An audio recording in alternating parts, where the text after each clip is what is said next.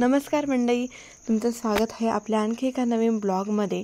तर आत्ता वाजलेत सकाळचे 7:30 आणि बघू शकता तुम्ही माकड येऊन बसले मागच्या दारी। तर मी म्हणजे माझा जीव पण घाबरत होता, तर म्हटलं तुमच्यासाठी थोडासा शॉट घेऊन घेते। तर मी इकडे घेतलेली थोडीशी क्लिप। तर बघा कसं इतकं छान बसलं होतं ना।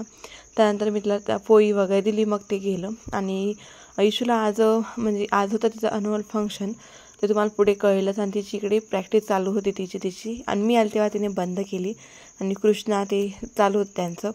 आणि तेवढ्यात रेवा मॅडमचं चालू झालं थोडंसं रडायचं, कारण इशू दीदीने घेतलं म्हणजे थोडंसं तिच्यावर रागवायचं म्हणून ती रडते थोडीशी। आणि नंतर आत्ता वाजलेत 1 आणि बस येणार होती 4 वाजता। आणि इशूची होती आज नऊवारी साडी, म्हणजे त्याचा पूर्ण लूक वगैरे म्हणजे पूर्ण मेकअप छान असा करायचा होता, म्हणून जयू आता इकडे सामान वगैरे काढायला घेते। आणि जयूने आहे तो 2 वाजता मेकअप स्टार्ट केला होता इशूचा। आणि मॅडम बघा रेवा आणि जयूने वस्तू काढल्या, पूर्ण इशूचा मेकअप वगैरे केला ना, तोपर्यंत ती एकदम छान अशी बसली बिचारी। फक्त तिची वस्तू होता ना त्या फेकत होती, फक्त बाकी काहीच नको। म्हणजे तिचे जे खेळणे होते ते तिला नको होते, पण मेकअपच्या ज्या वस्तू होत्या ना त्या तिला पाहिजे होत्या। आणि मस्त तिचं खेळणं चालू होतं, माझं आवरायचं चालू होतं, कारण मी जयू इशू रेवा आम्ही चौघंच घरी होतो, म्हणून आम्ही चौघीही जाणार होतो ॲन्युअल फंक्शनसाठी। आणि भाऊ येणार होता, तर आम्ही 5 जण जाणार होतो। म्हणून पटापट जयू मेकअप करते आणि मी आवरते, म्हटलं सगळं आवरून जाऊ, कारण तिकडनं यायला थोडासा उशीर होणार होता म्हणून। आणि इकडे इशूचा लूक म्हणजे अर्धाच झालेला आहे, पण इतकी सुंदर दिसत होती। आणि इकडे बघा हेअरस्टाईल वगैरे पूर्ण रेडी झालेले, म्हणजे आता काहीच लावायचं नव्हतं, आता सगळं रेडी झालेलं होतं। ज्वेलरी वगैरे टाकून झाली होती, फक्त साडी घालायची बाकी होती।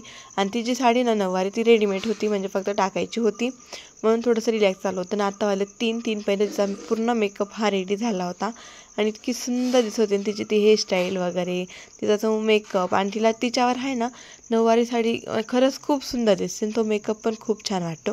आणि पूर्ण लूक हा आहे इशूचा। ही साडी तो लूक बघा कशी दिसते, आता तुम्हीच सांगा कमेंट करून इशू कशी दिसते। तर मॅडमांना फोटो काढायचा किंवा थोडंसं ब्लॉग घ्यायचा, मेकअपवर ब्लॉग घ्यायचा खूप कंटाळा येतो, पण मी जबरदस्ती थोडासा का असा ब्लॉग घेतला। आणि इकडे तिची हेअरस्टाईल पण बघू शकता किती सुंदर आलेली आहे आणि छान अशी रेडी झाली। त्यानंतर तिचे थोडेसे फोटोशूट वगैरे केले, ते मी पुढे ॲड करेलच, ते मी बघणार। आणि दीदी कशी करते ते पण बघायचं मॅडमांना, आणि मॅडमांचं खेळायचं पण चालू आहे। मी इशूचे फोटो वगैरे काढत होते ना, तेव्हा एकदम शांत बसली होती ती गंमत बघत माझी। आणि बघा खरंच इशू खूप सुंदर दिसत होती, म्हणजे पेक्षासुद्धा रिअलमध्ये एकदम सुंदर अशी दिसत होती। आणि त्या साडीवर तिला खूप असं कम्फर्टेबल पण वाटत होतं आणि चालायला पण वगैरे त्रास होत नव्हता, म्हणजे डान्स करायच्या वेळेस पण काही प्रॉब्लेम नव्हता।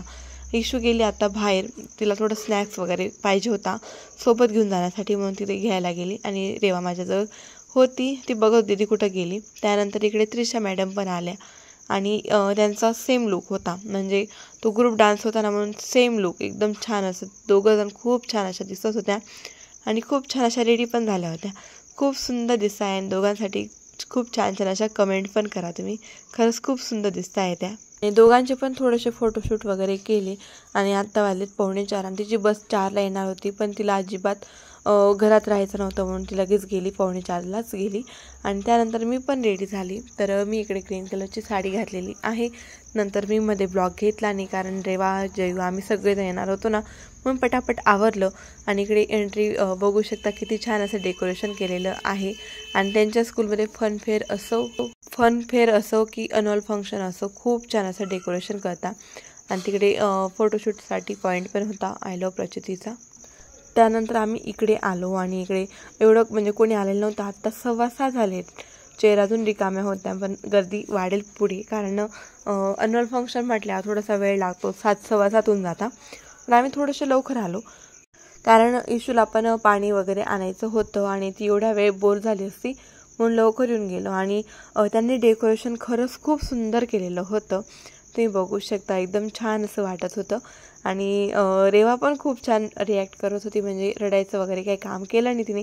आम्ही तरी 6 वाजता गेलो ना, तरी आम्हाला 11:30 वाजले होते, पण तिने अजिबात काही त्रास दिला नाही। आणि बघा कशी बघते ती जशी इशूला शोधते असं वाटतंय एकदम छान असं रिस्पॉन्स देत होती. त्यानंतर त्यांनी वेलकमचा डान्स बसवला होता इकडे. तर सगळे टीचर्स आणि हे स्टुडंट वगैरे असं त्यांनी सगळ्यांनी वेलकमचा डान्स केला होता. तर मी तो डान्स वेलकमचं जे होतं ना ते शूट केलेलं नव्हतं.